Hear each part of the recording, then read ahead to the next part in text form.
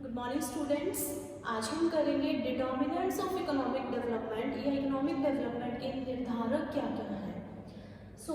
जो आर्थिक विकास है या इकोनॉमिक डेवलपमेंट है उसके दो डिटर्मिनेंट्स होते हैं या दो टाइप के निर्धारक होते हैं। फर्स्ट होता है इकोनॉमिक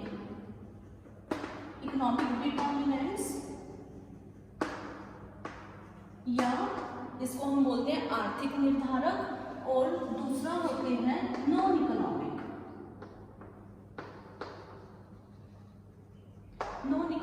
डिटर्मिनेंट्स। ये जो डिटर्मिनेंट्स है या ये जो फैक्टर्स हैं ये बताते हैं कि किसी पर्टिकुलर कंट्री की इकोनॉमिक डेवलपमेंट हो रही है या नहीं हो रही। ये बेसिस है या ये फैक्टर्स हैं। इनको करने से पहले हम करते हैं vicious circle of poverty.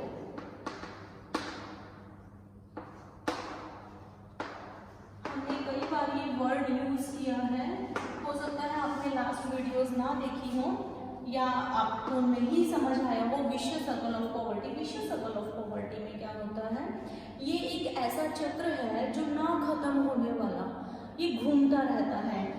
Vicious circle of poverty में हम ये देखते हैं कि लो इनकम है किसी पर्सन की या हम किसी कंट्री की लो इनकम है, इसको हम बोलेंगे लो पर कैपिटा इनकम। ठीक है, प्रति व्यक्ति आय कम है। प्रति व्यक्ति आय के कम होने की वजह से जो वो कंज्यूम करेगा, जो कंजम्पशन है वो भी कम होगा। कंजम्पशन कम है क्योंकि इनकम कम है। इनकम कम होने की वजह से जो कंजम्पशन है या उपभोग है वो भी कम होगा। कंजम्पशन कम है इसलिए उस पर्टिकुलर प्रोडक्ट में लोग इन्वेस्ट नहीं करना चाहेंगे, तो उनको प्रेरणा नहीं मिलेगी। लो कंजम्पशन की वजह से लो इंड्यूसमेंट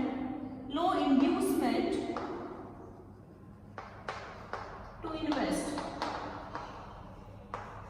अब लोगों में प्रेरणा नहीं है उस पर्टिकुलर इंडस्ट्री में या फैक्ट्री में या उस पर्टिकुलर प्रोडक्ट में अपना पैसा इन्वेस्ट करे जितना भी है, तो इसकी वजह से लो इन्वेस्टमेंट होगी, निवेश कम होगा, और निवेश कम होने की वजह से प्रोडक्टिविटी कम होगी, उत्पादकता कम होगी। लो प्रोडक्टिविटी, और लो प्रोडक्टिविटी की वजह से इनकम जो है वो लो होगी।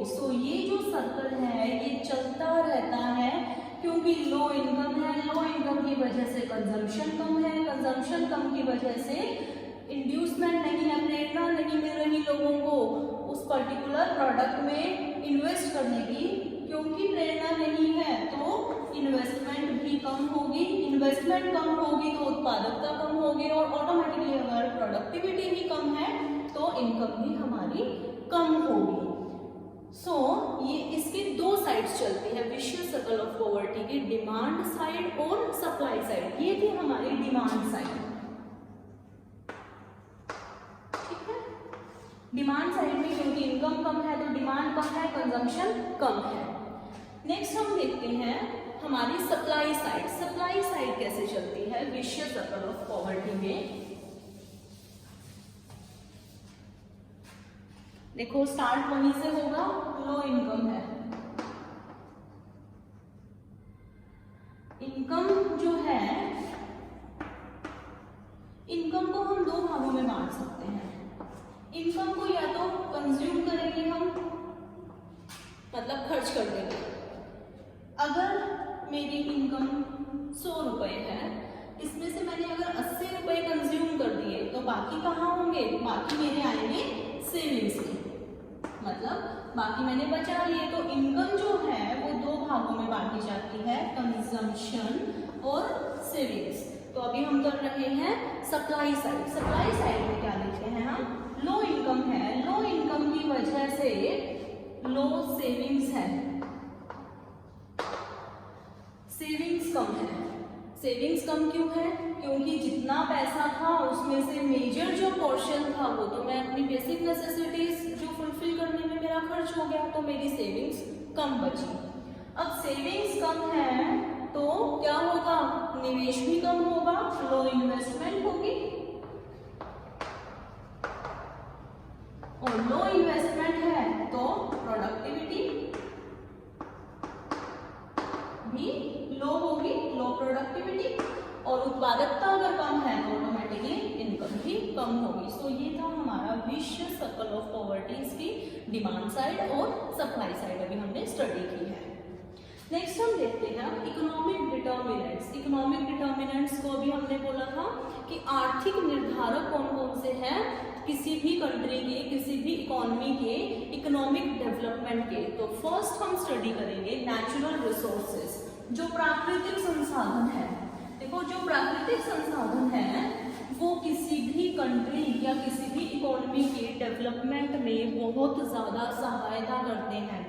सो जिस कंट्री में नेचुरल रिसोर्सेज ज़्यादा हैं, नेचुरल रिसोर्सेज ज़्यादा है, ऑटोमेटिकली उसकी जो ग्रोथ है या हम बोलेंगे उसकी जो आर्थिक विकास है, डेवलपमेंट है, इकोनॉमिक डेवलपमेंट इजीली हो जाती है। जैसे कि अमेरिका है, कनाडा है, यहाँ पर नेचुरल रिसोर्सेज बहुत ज़्यादा है और ये नेचुरल रिसोर्सेज प्राकृतिक संसाधन बहुत हेल्पफुल क्रिएट होते हैं या बहुत हेल्प करते हैं किसी भी इकोनॉमी की डेवलपमेंट में। सेकेंड आता है हमारा most important resource human resources. Human resources या जिनको हम बोलते हैं मानवीय संसाधन या जल संसाधन, जो लोग हैं, क्योंकि जितने भी फैक्टर्स ऑफ प्रोडक्शन हैं, जितने भी चीज़ें हैं जिनसे हम प्रोड्यूस कर सकते हैं किसी सामान को, किसी सर्विस को, उन सबको यूज़ करने के लिए क्या चाहिए, हमें लोग चाहिए, ह्यूमन रिसोर्सेज चाहिए। तो ह्यूमन रिसोर्सेज हैं ये बहुत ही ज़्यादा इम्पोर्टेंट रोल प्ले करते हैं, क्योंकि अगर किसी इकोनॉमी में बहुत सारे नेचुरल रिसोर्सेज हैं, बहुत टेक्निकली एडवांस वो इकोनॉमी है, लेकिन वहाँ के जो ह्यूमन रिसोर्सेज हैं वो ठीक नहीं है, वो एफिशिएंट नहीं है, वो काम नहीं करना चाह रहे हैं, वो कुशल नहीं है, तो क्या होगा, सारा का सारा जो रिसोर्सेज है, जितने भी रिसोर्सेज हैं सब वेस्ट हो जाएंगे। तो ह्यूमन रिसोर्सेज है ये, इसको हम डबल स्वॉर्ड वेपन भी कहते हैं, मतलब ये दो तरफा काम करता है। इसको हम पॉजिटिव में भी लेते हैं और इसको हम नेगेटिव में भी लेते हैं एक इकोनॉमी के लिए। अगर एक इकोनॉमी में या एक कंट्री में जो ह्यूमन रिसोर्सेज हैं या जनसंख्या जिसको हम बोलते हैं वो बढ़ रही है, जनसंख्या अगर बढ़ रही है तो अगर उसकी पॉजिटिव साइड हम लेते हैं, पॉजिटिव साइड को अगर हम स्टडी करते हैं, तो जहाँ पर लोग ज़्यादा है ऑटोमेटिकली वहाँ पर जो लेबर है वो ज़्यादा मिलेगी, लेबर ज़्यादा मिलेगी तो वहाँ पर जो इंडस्ट्री सेटअप हुई है या जो लोग वहाँ पर अपना इंडस्ट्री सेटअप करना चाह रहे हैं उनको कम वेजेस में, लो वेजेस में लेबर अवेलेबल हो जाएगी। लो वेजेस में लेबर अगर अवेलेबल है तो ऑटोमेटिकली क्या होगा, जो भी हम प्रोडक्ट प्रोड्यूस कर रहे हैं उसके जो खर्चा है, उसकी लागत है, कॉस्ट है, वो कम होगी। कॉस्ट कम होने की वजह से हम ग्लोबली या हम बोल सकते हैं इंटरनेशनली हम अपने प्रोडक्ट को बेच सकते हैं कॉम्पिटिटिव प्राइसेस के ऊपर। सो ये था positive side of human resources. अगर हम नेगेटिव साइड देखें, नेगेटिव साइड में हम स्टडी करेंगे, क्योंकि एक कंट्री में या एक इकोनॉमी में ह्यूमन रिसोर्सेज ज़्यादा है या वहाँ की जनसंख्या ज़्यादा है, जनसंख्या ज़्यादा होने की वजह से क्या होगा, वहाँ पर कंजम्पशन ज़्यादा होगी, कंजम्पशन ज़्यादा होगी, वहाँ पर अनएम्प्लॉयमेंट की सिचुएशन आएगी, लोग बेरोजगार होंगे, वहाँ पर जो नेचुरल रिसोर्सेज हैं उनके ऊपर ज़्यादा दबाव होगा। लाइक जनसंख्या ज़्यादा है तो वहाँ पर लोगों को रहने के लिए, अपना घर बनाने के लिए ज़मीन ज़्यादा चाहिएगी, ज़मीन ज़्यादा चाहिएगी तो वहाँ पर इंडस्ट्रीज़ के लिए जगह कम बच जाएगी, एग्रीकल्चरल जो एरिया है उसको ऑक्यूपाई कर लेंगे। सो जो प्रेशर है रिसोर्सेज के ऊपर वो ज़्यादा हो जाएगा, उनको प्रॉपर मेडिकल फैसिलिटीज़ नहीं मिल पाएगी, जो बेसिक नेसेसिटीज़ ऑफ लाइफ है लाइक उनको अच्छा खाना नहीं मिल पाएगा, उनको जो एजुकेशनल फैसिलिटीज़ हैं वो सारे लोग अवेल नहीं कर पाएंगे। सो ये हमारी रहेगी नेगेटिव साइड ऑफ इंक्रीजिंग या राइजिंग पॉपुलेशन, और ये फर्स्ट जो हमने स्टडी किया वो रहेगी हमारी पॉजिटिव साइड। तो ये दोनों दो तरफा काम करती है जो ह्यूमन रिसोर्सेज है। अगर ह्यूमन रिसोर्सेज एफिशिएंट है, कुशल है, स्किल्ड है, तो वो अच्छे से अपना काम कर पाएंगे। वहाँ की जो मार्केट है वो बड़ी हो जाएगी। मार्केट बड़ी होने के कारण वहाँ पर लोग इन्वेस्ट ज़्यादा करेंगे, इन्वेस्टमेंट ज़्यादा होगी, वहाँ पर फैक्ट्रीज ज़्यादा खुलेंगे, फैक्ट्रीज ज़्यादा खुलेंगी तो लोगों को एम्प्लॉयमेंट ज़्यादा मिलेगी, एम्प्लॉयमेंट ज़्यादा मिलेगी और वहाँ पर लेबर ज़्यादा है तो ऑटोमेटिकली वेजेस कम देनी पड़ेगी उन लोगों को, उन इंडस्ट्रियलिस्ट हैं उनको, और उसकी वजह से कॉस्ट ऑफ प्रोडक्शन कम हो जाएगी, जिससे कि वो इंटरनेशनल लेवल पर या इंटरनेशनल मार्केट में अपने प्रोडक्ट को बेच सकेंगे। लेकिन नेगेटिव साइड में हमने देखा कि जितने ज़्यादा मैन पावर है या जितने ज़्यादा जनसंख्या है उससे क्या हो रहा है, कंजम्पशन ज़्यादा, लोग ज़्यादा से ज़्यादा पैसा तो अपना जो बेसिक चीज़ें हैं उन्हीं में खर्च कर रहे हैं, उनके पास सेविंग्स कम बचेगी, सेविंग्स कम बच रही है तो इन्वेस्टमेंट कम हो रही है, इन्वेस्टमेंट कम होगी तो प्रोडक्टिविटी कम होगी, और प्रोडक्टिविटी कम होगी तो ऑटोमेटिकली जो विशियस सर्कल ऑफ पॉवर्टी है उसमें हम फिर से फंस जाएंगे। सो ह्यूमन रिसोर्सेज दोनों साइड काम करता है, positive as well as negative. Human resources है वो किसी भी कंट्री की इकोनॉमिक डेवलपमेंट में बाधा भी डाल सकते हैं और किसी कंट्री की इकोनॉमिक डेवलपमेंट में बहुत ज़्यादा इंपॉर्टेंट रोल प्ले कर सकते हैं उसको डेवलप करने में। नेक्स्ट हम देखते हैं हमारे जो स्ट्रक्चरल चेंजेस हैं। थर्ड जो पॉइंट है वो आएगा स्ट्रक्चरल चेंजेस का।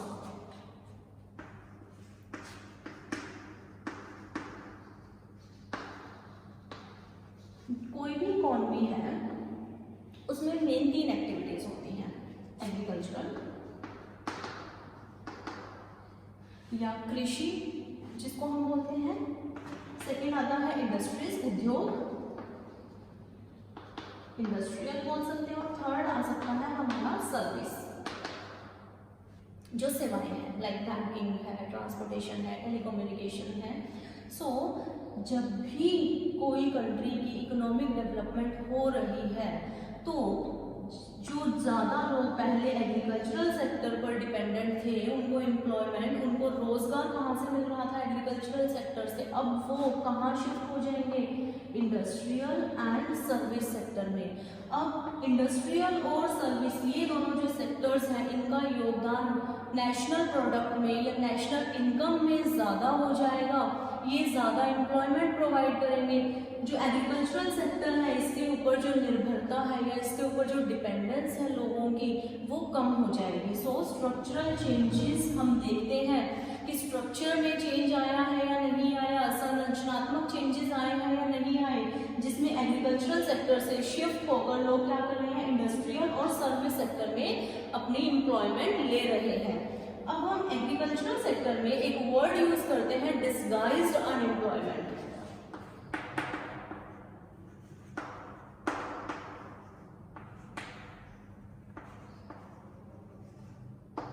डिस्गाइज्ड अनएम्प्लॉयमेंट का क्या मतलब है, ये ऐसी बेरोजगारी है जिसमें हमें दिखाई नहीं दे रहा कि क्योंकि लोग एक्चुअल में काम में लगे हुए हैं, लेकिन इन एक्चुअल अगर हम देख रहे हैं वो काम तो कर रहे हैं लेकिन उनकी वहाँ पर ज़रूरत नहीं है।